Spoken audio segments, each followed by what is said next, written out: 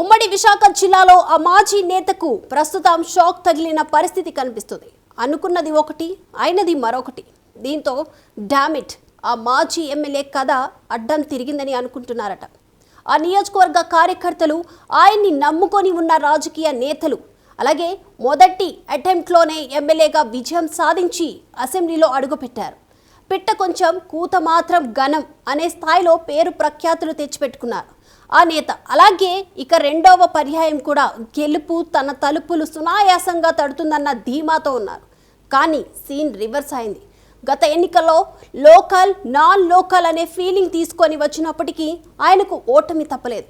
ఎమ్మెల్యేగా ఉన్న సమయంలో అతని నియోజకవర్గంలో కించెత్తు కూడా అభివృద్ధి చేపట్టడం లేకపోవడంతో ప్రజలు ఆయనను చిత్తుగా ఓడించారనే టాక్ కూడా వినిపిస్తుంది.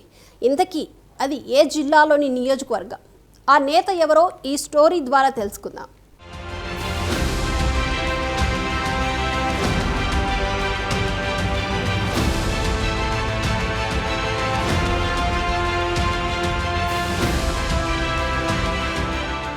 రెండు 2019 ఎన్నికల్లో జగన్మోహన్ రెడ్డి పుణ్యమాని అతి చిన్న వయసులోని అన్నంరెడ్డి అదీప్ రాజ్ ఎమ్మెల్యేగా అసెంబ్లీలో అడుగుపెట్టారు. ఇదే నియోజకవర్గం నుంచి రెండోసారి పోటీ చేసి ఓటమి పాలయ్యారు. దీంతో ఆయన ఆశలు గల్లంతయ్యాయి. అయితే పార్టీలోని కొన్ని వర్గాలు ఆయన అభ్యర్థిత్వాన్ని వ్యతిరేకిస్తున్నప్పటికీ 2024 ఎన్నికలకు పెందుర్తి అసెంబ్లీ నియోజకవర్గంలో పోటీ చేయడానికి వైసీపీ అధిష్టానం ఆయన పేరునే నిర్ధారించింది. పెందుర్తి నియోజకవర్గం ఒకే అభ్యర్థిని 2 సార్లు ఎన్నుకోవడం అనే ఖ్యాతిని కలిగి ఉంది. అయినా ఆ ఎన్నికల్లో ఆయన గెలవలేదు. అదీప్ రాజు జనసేన పార్టీకి చెందిన పంచకర్ల రమేష్ బాబు చేతిలో చిత్తుగా ఓడిపోయారు.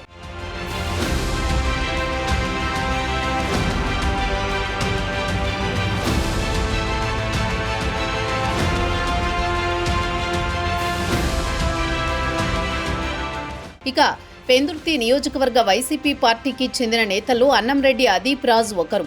ఆయన రాంపురం గ్రామ సర్పంచ్గా కాంగ్రెస్ పార్టీ నుండి రాజకీయ జీవితాన్ని ప్రారంభించారు. అనంతరం అక్కడి నుండి అంచెలంచెలుగా ఎదుగుతూ దివంగత నేత మాజీ ముఖ్యమంత్రి వైఎస్ రాజశేఖర రెడ్డి హయాంలో జిల్లా యువజన కాంగ్రెస్ అధ్యక్షుడిగా కొనసాగారు. అయితే ఆ సమయంలో తనకు ఎమ్మెల్యే టికెట్ వస్తుందని ఆశించారు. అయినప్పటికీ ఆ టికెట్ను మరొకరికి కేటాయించారు. దీంతో అప్పటికే ముఖ్యమంత్రిగా ఉన్న వైఎస్ రాజశేఖర రెడ్డి మాటను ఎదిరించలేక అదీప్ రాజు గమ్మునుండాల్సిన పరిస్థితి ఏర్పడిందట. 2009 ఎన్నికల అనంతరం దివంగత నేత వైఎస్ రాజశేఖర రెడ్డి మరణంతో అనేక రాజకీయ పరిణామాలు చోటు చేసుకున్నాయి. ఈ నేపథ్యంలో ఆయన తనయుడు వైఎస్ జగన్మోహన్ రెడ్డి పార్టీ పెట్టారు. దీంతో రాజకీయంగా తనకు భిక్ష పెట్టిన పార్టీని వదిలి వైసీపీ తీర్థం పుచ్చుకున్నారు ఈ మాజీ ఎమ్మెల్యే అదీప్ రాజు.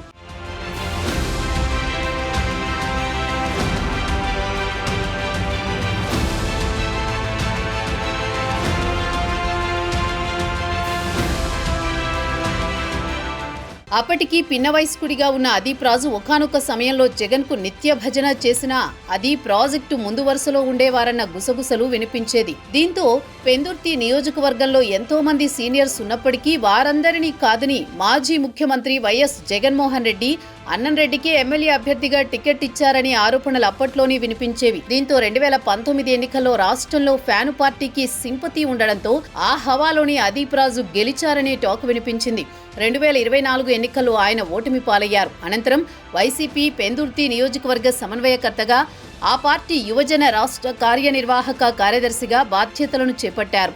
అయితే అదీప్ రాజు విషయంలో గతంలో వైఎస్ఆర్ చేసిన పనే రానున్న ఎన్నికల్లో జగన్ చేసే పరిస్థితి ఉందని రాజకీయ విశ్లేషకులు అభిప్రాయపడుతున్నారు.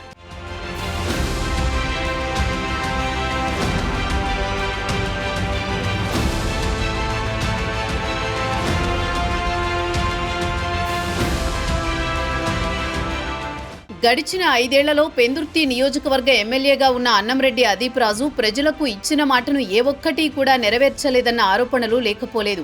పెందుర్తిలో ఎక్కువ శాతం ప్రభుత్వ భూములు ఉండడంతో ఈయనగారి కన్ను ఆ భూములపై పడిందన్న వార్తలు లేకపోలేదు.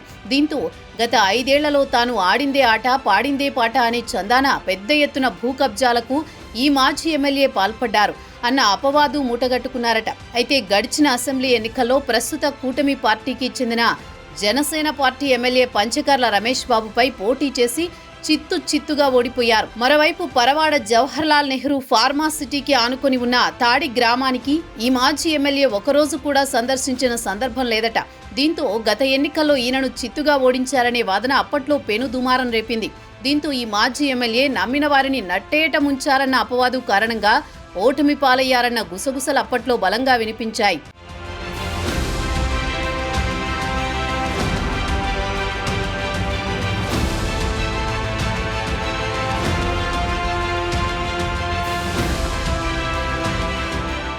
ఇక 2019లో జరిగిన ఎన్నికల్లో తనకు గెలుపుకు కృషి చేసిన ఆ సీనియర్ నాయకులు, కార్యకర్తలను సైతం సరిగ్గా పట్టించుకునేవారు కాదట. దీంతో ఈయనపై అప్పట్లోనే నియోజకవర్గంలో పెద్ద ఎత్తున విమర్శలు వెల్లువెత్తాయి. అయితే ఎన్నికల సమయంలో పరవాడ మండలంలో ఆయన ప్రచారాన్ని అడ్డుకున్నారట. అలాగే కొన్ని ప్రాంతాల్లో తిరిగేటప్పుడు బహిరంగంగానే గో బ్యాక్ అంటూ ప్రజల నుండి తీవ్ర వ్యతిరేకత ఎదుర్కోవలసి వచ్చిందని ఆరోపణలున్నాయి.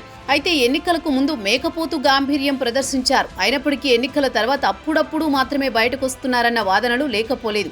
5 ఏళ్లు అధికారంలో ఉన్న సమయంలో నియోజకవర్గంలో తన హవా కొనసాగించారు.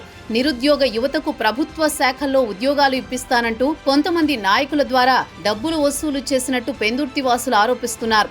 అయితే లక్షలు ముట్టజెప్పినప్పటికీ ఉద్యోగాలు మాత్రం రాలేదట. దీంతో అటు నాయకులతో పాటు బాధితులు కూడా బహిరంగంగా ఈ మాజీ ఇంటి వద్దనే ఘర్షణకు దిగినట్టు సమాచారం. దీనికి తోడు ఈ మాజీ ఎమ్మెల్యే తండ్రి వెల్ఫేర్ కాలేజీ పక్కన ఉన్న చెరువు కబ్జా చేశారని ఆరోపణలు సైతం వినిపించాయి.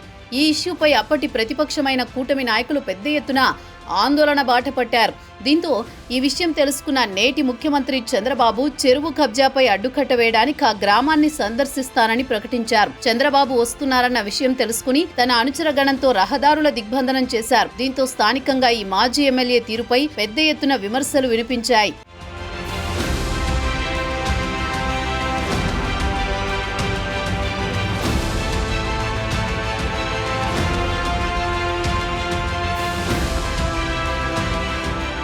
మరోవైపు అదీప్ రాజు ఎమ్మెల్యేగా ఉన్న సమయంలో ఆయన తీరుపై సొంత పార్టీ నేతలే అసంతృప్తి వ్యక్తం చేశారు. అంతేకాకుండా ఇటు నియోజకవర్గ ప్రజలు, అటు సొంత పార్టీ లీడర్ల నుంచి కూడా ఆయనపై ఫుల్ వ్యతిరేకత వచ్చిందన్న విమర్శలు లేకపోలేదు. ఈ నేపథ్యంలో జగన్ కి సన్నిహితుడైన వైవి సుబ్బారెడ్డి ముందు శారదాపీఠంలో జరిగిన గొడవ సంచలనం సృష్టించింది. అనకాపల్లి జిల్లా రూరల్ అధ్యక్షుడు సెరగడం చిన్నప్పల నాయుడు, అదీప్ రాజుల మధ్య జరిగిన తోపులాట ఏపీనే షేక్ చేసింది. దీంతో 2024 ఎన్నికల్లో పార్టీ అధినేత జగన్ ఇద్దరు నేతల్ని పిలిపించి మాట్లాడారు. ఇద్దరూ కలిసి పనిచేయాలని సూచించారు. అయినప్పటికీ ఎన్నికల్లో నాయుడు మౌనం అదీప్ రాజు ఓటమికి కారణమన్న టాక్ నడిచింది. ఈ విషయంలో జగన్మోహన్ రెడ్డి పిలిచి మందలించిన సందర్భాలు లేకపోలేదట.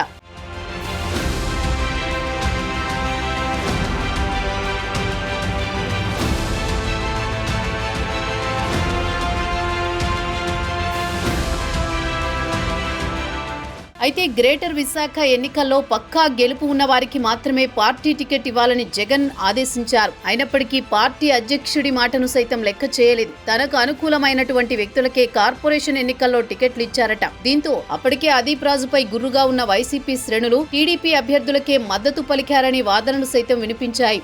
అయితే నియోజకవర్గంలో మొత్తం 10 స్థానాలుండగా 9 స్థానాల్లో తెలుగు తమ్ముళ్లకు ఫ్యాను పార్టీ లీడర్లు సపోర్ట్ చేశారు. దీంతో ఒక్క స్థానం మినహా మిగతా అన్ని స్థానాల్లో టీడీపీ విజయం సాధించింది. అయితే నియోజకవర్గంలో వైసీపీ ఓటమికి అదీప్ రాజు కారణమని రాజకీయ విశ్లేషకులు అభిప్రాయపడ్డారు. ఎమ్మెల్యేగా ఉన్న టైంలో ఆయన చేసిన అభివృద్ధి ఏం లేదని ప్రజలు చెప్పుకొస్తున్నారు. మరోసారి అదీప్ రాజును తమ ఎమ్మెల్యేగా గెలిపిస్తే నియోజకవర్గ అభివృద్ధి ఆగిపోతుందని పెందుర్తి వాసులు భావించారు. దీంతో నియోజకవర్గ ప్రజలతో పాటు సొంత సామాజిక వర్గం ఓటర్లు సైతం కూటమి పార్టీకే మద్దతు తెలిపారు.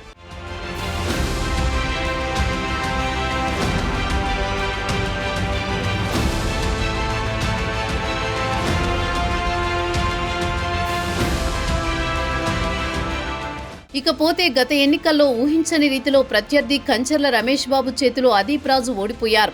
దీంతో ప్రస్తుతం ఆయనను ఉత్తరాంధ్ర యువజన విభాగానికి నాయకుడిగా నియమించడం చర్చనీయాంశంగా మారిందట. అయితే గతంలో దివంగత సీఎం వైఎస్ఆర్ ఇచ్చిన పదవిని మళ్లీ ఆయన తనయుడు జగన్ ఈ మాజీ ఎమ్మెల్యేకు అప్పగించడం వెనుక మర్మమేమిటో అంతు చిక్కడం లేదట. పెందుర్తి నియోజకవర్గంలో అయితే 2024లో ఎలా అయినా గెలుస్తానని ధీమాతో ఉన్న ఈ నేతకు అక్కడి ప్రజలు ఓటు వేయలేదు. ఈయన గారిపై వరుస ఆరోపణలే అదీప్ రాజు ఓటమికి కారణమయ్యాయనే టాక్ వినిపిస్తోంది. మరోవైపు జగన్ 2029 ఎన్నికల్లో అదీప్ రాజుకు ఛాన్స్ ఇస్తారా ఇవ్వరా అనేది హాట్ టాపిక్ గా మారింది. అయితే ఆయనకు పెందుర్తి ఎమ్మెల్యే అభ్యర్థిగా టికెట్ ఇవ్వరనే వాదనలు బలంగా వినిపిస్తున్నాయి. దీంతో ఈ మాజీ ఎమ్మెల్యే అనుకున్నదొకటి అయితే అయ్యింది మరొకటి అనే చందంగా ఉంది ఆయన పరిస్థితి. అయితే గతంలో మంత్రి పదవి వస్తుందని ఆశించినప్పటికీ మంత్రి పదవి రాకపోవడం, ఆ స్థానంలో మరొకరికి మంత్రి పదవి ఇవ్వడం, గడిచిన ఎన్నికల్లో సొంత నియోజకవర్గంలోనే ఓటమి పాలవడం, మళ్లీ ఆయనకు ఉత్తరాంధ్ర యువజన విభాగ బాధ్యతలు అప్పగించడంతో ఈ మాజీ ఎమ్మెల్యే కథ మళ్లీ మొదటికే వచ్చిందా అనే చర్చ మొదలైంది. మరి వచ్చే అసెంబ్లీ ఎన్నికల్లో అదీప్ రాజుకు పెందుర్తి టికెట్ ఇస్తారా, లేక ఆయనను పక్కన పెట్టి మరొకరికి అవకాశం ఇస్తారా? అసలు జగన్ మనసులో ఏముందో చూడాలి మరి.